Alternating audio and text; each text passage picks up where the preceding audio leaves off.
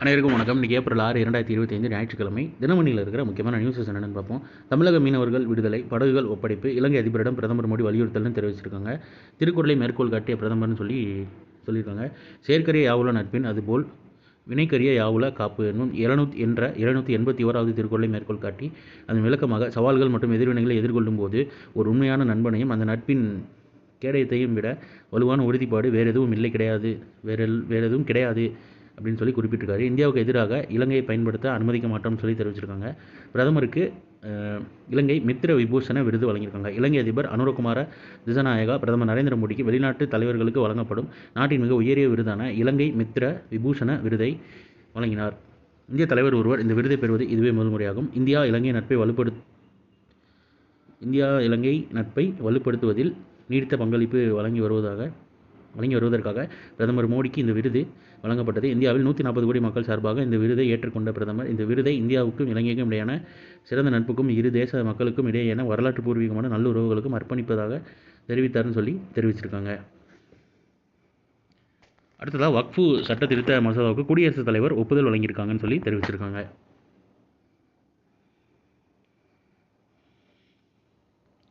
அடுத்ததாக புதிய பாம்பன் பாலம், இது 2.08 கிலோமீட்டர் நீண்ட பாலம். ஆண்டுக்கு 25 லட்சம் பக்தர்கள் அந்த கோயிலுக்கு போயிட்டு வரலாம் அப்படின்ற மாதிரி தெரிவிச்சிருக்காங்க. நவீன கட்டுமான பொருட்கள் மற்றும் அரிக்காத தொழில்நுட்ப பயன்படுத்தப்பட்டுள்ளன தொழில்நுட்பங்கள், உள்ளூர் சுற்றுலா தலங்கள் மற்றும் சமுதாய பொருளாதார மேம்பாடு, தரம் உயர்த்தப்பட்ட கடல் இணைப்பு மற்றும் பெரிய அளவு படகுகள் பயணிப்பதற்காக 22.5 மீட்டர் செங்குத்து மேல் தூக்கி 17 மீட்டர் இடைவெளி உயரம் செல்லக்கூடியது. அப்புறம் இந்த பாலம் திறப்பதோடு சேர்த்து என்னென்ன பண்ண போகிறாங்க தமிழ்நாட்டில், அப்புறம் என்னென்ன தொடங்கி வைத்தால் அடிக்கல் நடுதல்னு கொடுத்துருக்காங்க. நம்ம மெயினாக பார்க்க வேண்டியது இந்த பாலம். அதாவது இதுக்கு முன்னாடி ஒரு ரயில்வே பாலம் இருக்கும், அது வந்து 2ஆக பிரிஞ்சு கப்பலுக்கு வழிவிடும்.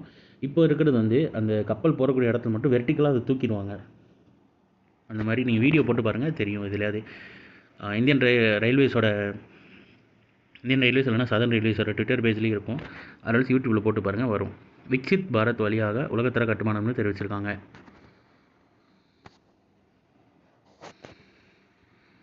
இன்றைக்கி ஞாயிற்றுக்கிழமை, அதனால் திருக்குறள் இருக்காது. இம்பார்ட்டன்ட் நியூஸஸ் மட்டும் பார்த்துடலாம்.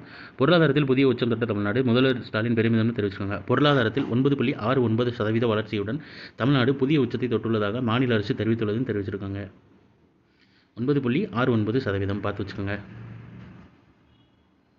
ஒரே நாடு ஒரே தேர்தல் முறை 2034 பிறகு அமலாக வாய்ப்புன்னு சொல்லி மத்திய நிதியமைச்சர் நிர்மலா சீதாராமன் அவர்கள் தெரிவித்ததாக சொல்லியிருக்காங்க. அடுத்த செயற்கை நுண்ணறிவு ரூபாய் 11,900 கோடி முதலீட்டுடன் 10வது இடத்தில் இந்தியா ஐநா அறிக்கையில் தகவல்னு தெரிவிச்சிருக்காங்க. செயற்கை நுண்ணறிவு ஏஐ தொழில்நுட்பம், ஆர்டிஃபிஷியல் இன்டெலிஜென்ஸ் சொல்லுவாங்க. தொழில்நுட்பத்தில் 11,900 கோடி தனியார் முதலீட்டுடன் உலகளவில் 10வது இடத்தில் இந்தியா உள்ளதாக ஐநா வெளியிட்டிருக்குன்னு சொல்லி தெரிவிச்சிருக்காங்க.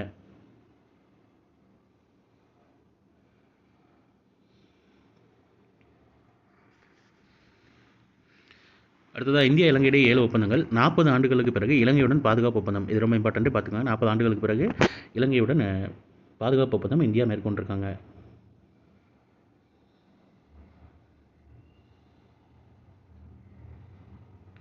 அப்புறம் கன்னி வெடிகளை கண்டறிவதில் கின்னஸ் சாதனை படைத்த பெருச்சாலின்னு தெரிவித்திருக்காங்க. தென்கிழக்கு ஆசிய நாடான கம்போடியாவில் 100க்கும் மேற்பட்ட கன்னிவெடிகள் மற்றும் வெடிக்காத குண்டுகளை தனது மோப்ப சக்தி மூலம் கண்டறிந்த ஆப்பிரிக்கா பெருச்சாலி ஒன்று கின்னஸ் சாதனை புத்தகத்தில் இடம்பெற்றுள்ளதுன்னு சொல்லி தெரிவிச்சிருக்காங்க. இந்த நியூஸ்லாம் கேட்பாங்களான்னு தெரியல, பட் பார்த்து வச்சுக்கோங்க. கின்னஸ் சாதனைன்னு கொடுத்துருக்கிறதுனால வாசித்தேன்.